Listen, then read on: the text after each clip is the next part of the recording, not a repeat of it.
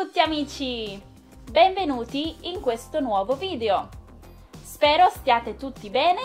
Io sono Giulia e se sei nuovo su Piazza Square iscriviti ora per non perdere nessun video sull'italiano e sull'Italia. Come avrete visto già dal titolo, in questo video vi voglio parlare degli errori più comuni che si fanno quando si sta imparando l'italiano. Quindi se vuoi parlare un italiano corretto e non vuoi più fare questi errori, guarda il video fino alla fine.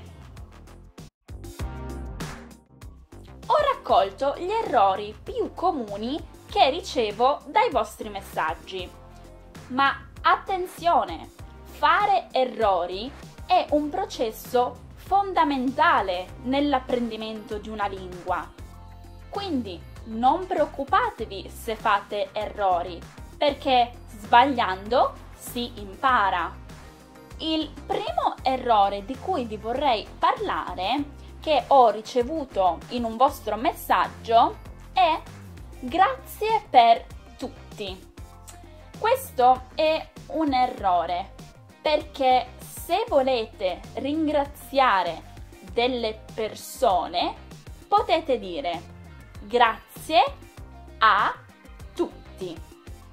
Invece, se volete ringraziare qualcuno per qualcosa, potete dire grazie per tutto, o meglio ancora, grazie di tutto.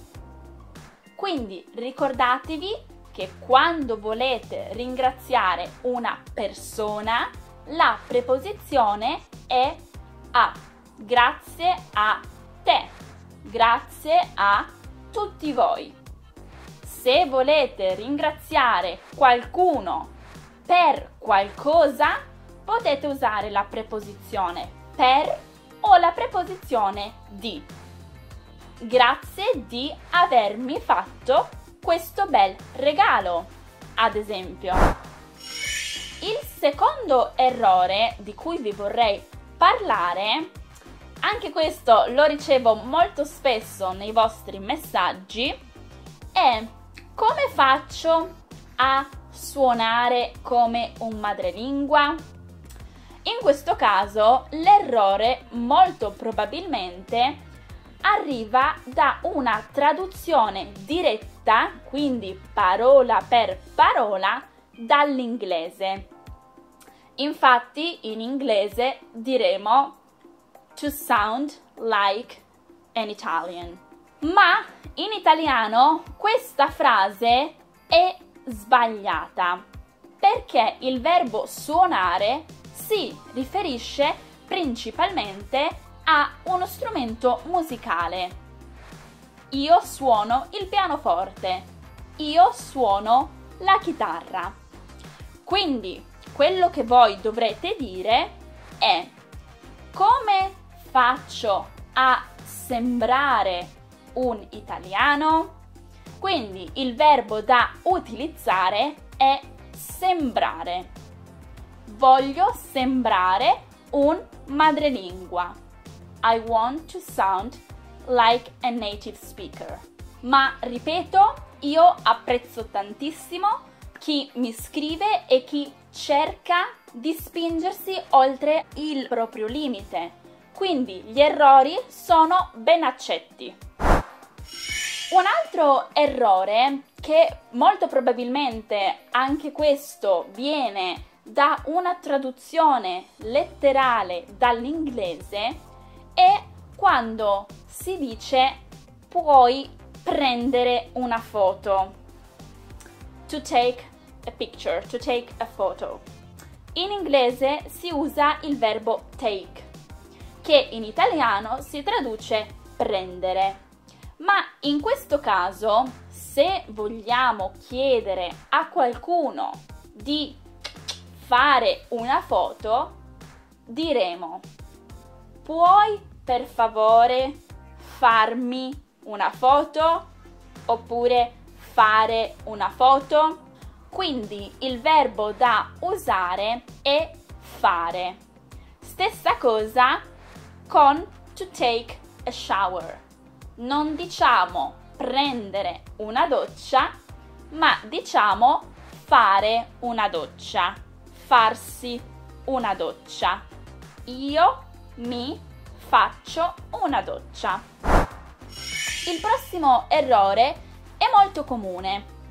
Se dite questa frase, noi sicuramente vi capiremo, però è meglio imparare la versione giusta.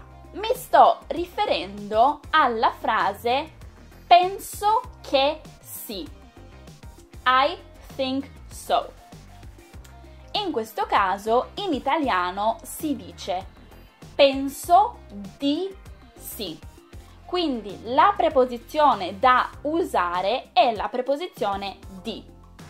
Penso di no. Penso di sì. Bene, siamo arrivati all'ultimo errore di cui vi voglio parlare.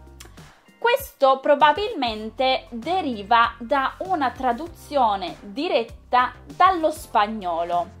Quindi attenzione, perché ci sono molti falsi amici tra due lingue, specialmente tra lo spagnolo e l'italiano, che sono due lingue molto simili.